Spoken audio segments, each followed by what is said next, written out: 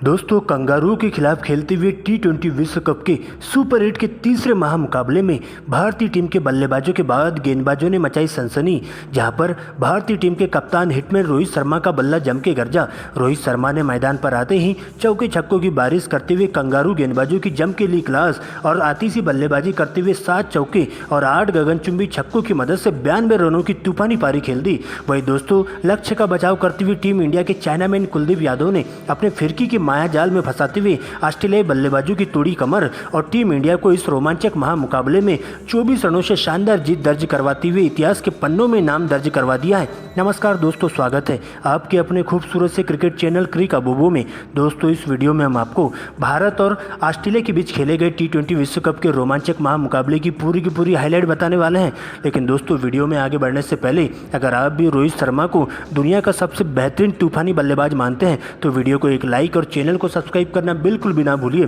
तो दोस्तों क्रिकेट इतिहास की 2 दिग्गज टीमें टी20 विश्व कप के एक दूसरे के आमने सामने खड़ी थी। दोस्तों इस बार भारत का मुकाबला ऑस्ट्रेलिया से था। दोस्तों आपको बता दें कि इस महामुकाबले में कंगारू टीम के कप्तान मिशेल मार्श ने टॉस जीता और टॉस जीतते ही पहले गेंदबाजी करने का फैसला किया। दोस्तों इसके बाद भारतीय टीम को पहले बल्लेबाजी करने के लिए आमंत्रित किया और टीम के लिए 2 धाकड़ ओपनर बल्लेबाज कप्तान रोहित शर्मा का साथ देने के लिए किंग कोहली की एंट्री होती है। वही दोस्तों ऑस्ट्रेलिया के लिए पहले ओवर की गेंदबाजी करने आते बाएं हाथ के तेज गेंदबाज मिशेल स्टार्क, जहां दोस्तों पहले ओवर में उनका सामना होता है रोहित शर्मा से और रोहित शर्मा ओवर की तीसरी गेंद पर मिड विकेट की दिशा में 1 बाउंस चौका जड़ देते हैं और इस प्रकार से पहले ओवर में कुल मिलाकर 5 रन आते हैं। लेकिन दोस्तों इसी बीच अच्छी लय में दिखाई दे रहे हैं भारतीय टीम के लिए काल बनकर आते दूसरे ओवर में हेजलवुड, जहाँ पर दोस्तों आते ही टीम इंडिया को पहला बड़ा झटका लगता है विराट कोहली के रूप में। जी हाँ दोस्तों, आपको बता दें कि एक बार फिर से विराट कोहली जल्दबाजी कर बैठते हैं और बिना खाता खोले ही उन्हें डगआउट की ओर लौटना पड़ता है, जहां पर दोस्तों विराट कोहली को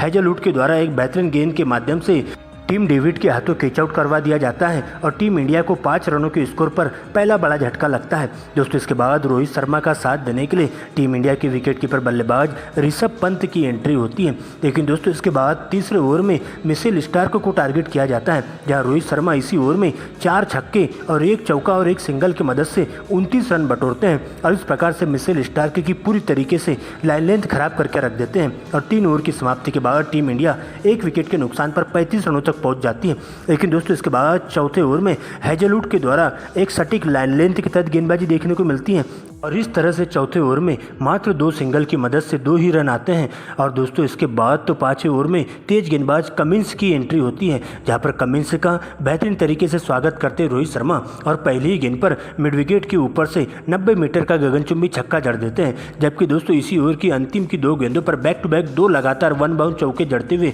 रोहित शर्मा मात्र 20 गेंदों में ही अपना अर्धशतक पूरा कर लेते हैं। दोस्तों इसके बाद 6वें ओवर में एक बार फिर से हेजलवुड गेंदबाजी करने आते हैं, जहाँ पर हेजलवुड एक बार फिर से सटीक लाइन लेंथ के तहत गेंदबाजी करते हैं और इस ओवर में मात्र 4 रन और 4 सिंगल की मदद से 8 रन देते हैं और इस प्रकार से 6 ओवर की समाप्ति के बाद टीम इंडिया 1 विकेट खोकर स्कोर बोर्ड पर 60 रन बना लेती है और देखते देखते ऋषभ पंत और रोहित शर्मा के बीच में मात्र 27 गेंदों में ही 54 रनों की अटूट साझेदारी पूरी हो जाती है। दोस्तों इसके बाद 7वें ओवर में स्पिन गेंदबाज एडम जंपा की एंट्री होती है, जहाँ पर दोस्तों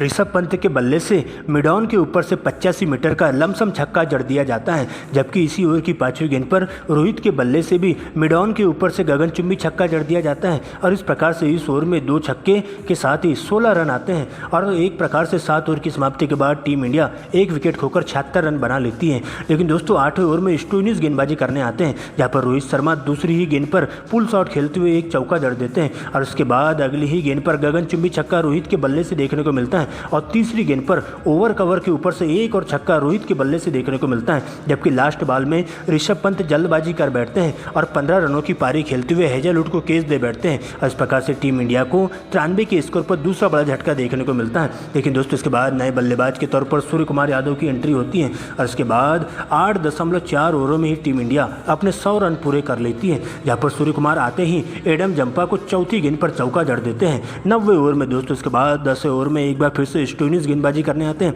और रोहित शर्मा पहली ही गेंद पर जोरदार प्रहार करते हुए एक चौका जड़ देते हैं और चौथी गेंद पर एक और चौका उनके बल्ले से देखने को मिलता है। और इस तरह से 10 ओवर की समाप्ति के बाद टीम इंडिया 2 विकेट गंवाकर स्कोर बोर्ड पर 114 रन बना लेती है। दोस्तों इसके बाद 11वें ओवर में कमिंस को टारगेट किया जाता है सूर्या के द्वारा और इसी ओवर में सूर्य कुमार यादव एक चौका और छक्का लगाते हुए 13 रन बटोरते हैं। वही दोस्तों 12वें ओवर में स्टार्क के द्वारा शानदार कमबैक देखने को मिलता है, जहां पर अपने शतक की ओर बढ़ रहे रोहित शर्मा को 92 रनों के निजी स्कोर पर क्लीन बोल्ड कर दिया जाता है, जहां पर रोहित शर्मा 8 छक्के और 7 चौकों की पारी खेलकर डगआउट की ओर लौटते हैं। जिसके बाद शिवम दुबे की एंट्री होती है और दुबे आते ही पहली गेंद पर चौका चढ़ते हैं और दोस्तों इस ओवर में मात्र 4 रन आता है। दोस्तों इसके बाद 13वें ओवर में दुबे 5वीं गेंद पर गगनचुंबी छक्का जड़ते हुए 11 रन बटोरते हैं। लेकिन दोस्तों 14वें ओवर में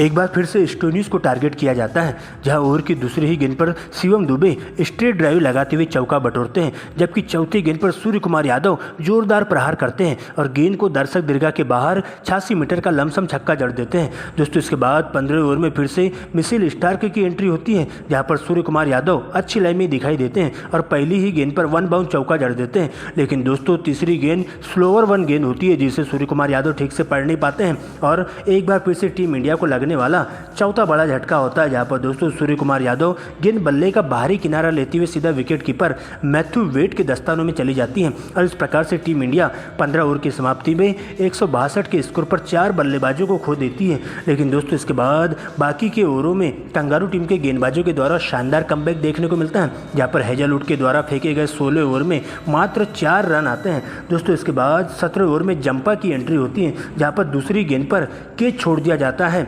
हार्दिक पांड्या का मिशेल मार्श के द्वारा और दोस्तों इसके बाद मात्र हार्दिक पांड्या 5 रन पर रहते हैं। लेकिन इसके बाद 18 ओवर में कमिंस को एक चौका जड़ दिया जाता है और इस ओवर में 10 रन आते हैं। दोस्तों इसके बाद 19वें ओवर में स्टोइनिस को टारगेट किया जाता है और हार्दिक पांड्या 2 लगातार 2 गगनचुंबी छक्के जड़ देते हैं, जहां पर चौथी गेंद पर दुबे कैच आउट होते हैं, जहां पर वार्नर के द्वारा इस कैच को लपका जाता है और शिवम दुबे 28 रनों की पारी खेलते हुए डगआउट की ओर लौटते हैं और टीम इंडिया को लगने वाला 5वां बड़ा झटका होता है। दोस्तों इसके बाद जडेजा की एंट्री होती है और दुबे के आउट होते ही जडेजा और हार्दिक पांड्या अंतिम के ओवरों में ताबड़तोड़ बल्लेबाजी करते हुए देखे जाते हैं और दोस्तों इस प्रकार से जडेजा अंतिम ओवर में एक छक्का जड़ते हैं और इस ओवर में 10 रन आते हैं और इस प्रकार से टीम इंडिया पूरे 20 ओवरों के खेल में 5 विकेट गंवाकर स्कोर बोर्ड पर 205 रन बना पाती है। यहाँ पर दोस्तों टीम इंडिया की तरफ से हार्दिक पांड्या के बल्ले से 17 गेंदों में 27 रनों की पारी देखने को मिलती है, यहाँ पर उनकी इस पारी में एक चौका और 2 गगनचुंबी छक्का लगाया जाता है। तो वही दोस्तों जडेजा 5 गेंदों का सामना करते हुए 9 रन बनाते हैं,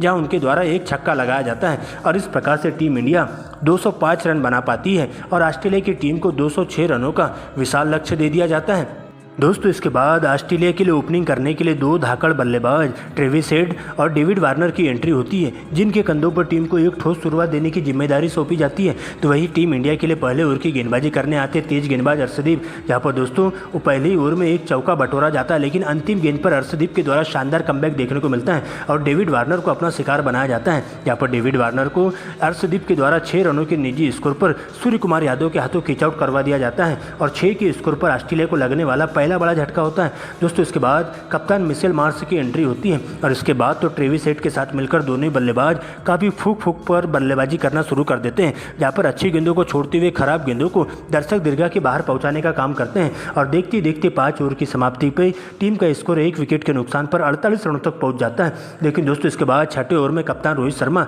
हार्दिक पांड्या के हाथों में गेंदबाजी थमाते हैं, जहाँ पर ट्रेविस हेड का बल्ला जम के गरजता है और हार्दिक पांड्या के इसी ओवर में 2 लगातार गगनचुंबी छक्के जड़ देते हैं और इस तरह से इन दोनों ही बल्लेबाजों के बीच में मात्र 28 गेंदों में ही 50 रनों की अटूट साझेदारी पूरी होती है और 6ठे ओवर में 17 रन आते हैं और 6 ओवर की समाप्ति के बाद कंगारू टीम का स्कोर 1 विकेट के नुकसान पर 65 रनों तक पहुंच जाता है। दोस्तों इसके बाद 7वें ओवर में चाइनामैन कुलदीप यादव गेंदबाजी करने आते हैं और कसी हुई गेंदबाजी उनके द्वारा देखने को मिलती है और मात्र 4 ही रन खर्च करते हैं, जबकि 8वें ओवर में एक बार फिर से हार्दिक पांड्या को टारगेट किया जाता है और इस ओवर में हार्दिक पांड्या को 2 रन चौका छक्का और सिंगल के माध्यम से 14 रन बटोरा जाता है। वही दोस्तों 90वें ओवर में कुलदीप यादव एक बार फिर से शानदार कमबैक करते हैं और एक बार फिर से कसी हुई गेंदबाजी देखने को मिलती है, जहां पर दोस्तों मिशेल मार्श का कैच अक्षर पटेल के द्वारा लिया जाता है और इसी प्रकार से 87 के स्कोर पर ऑस्ट्रेलिया की टीम को लगने वाला दूसरा बड़ा झटका होता है और इसी बीच ट्रेविस हेड मात्र 24 गेंदों में अपने 50 रन भी पूरे कर लेते हैं और देखते देखते 10 ओवर की समाप्ति के बाद टीम का स्कोर 99 रनों तक पहुंच जाता है।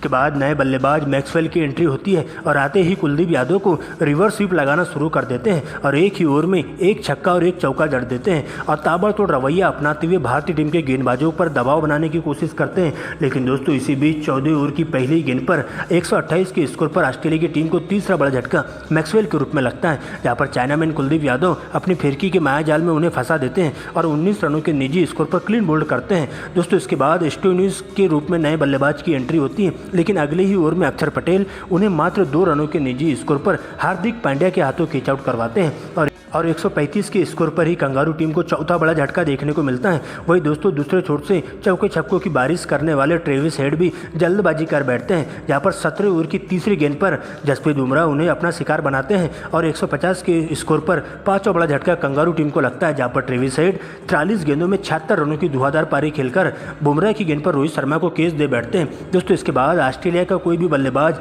टिक कर बल्लेबाजी नहीं कर पाता है और एक के बाद एक सस्ते में अपना विकेट गंवाते हुए चले जाता है और इस तरह से कंगारू टीम पूरे 20 ओवरों में 7 विकेट गंवाकर मात्र 181 रन ही बना पाती है और इस रोमांचक टी20 मुकाबले को टीम इंडिया 24 रनों से जीत हासिल कर लेती है और इस जीत के साथ ही टीम इंडिया सेमीफाइनल में पहुंच जाती है, जहां पर सेमीफाइनल में 27 जून को उसका मुकाबला अब इंग्लैंड के साथ होगा। वैसे दोस्तों कौन जीतेगा सेमीफाइनल मुकाबला कमेंट में बताएं।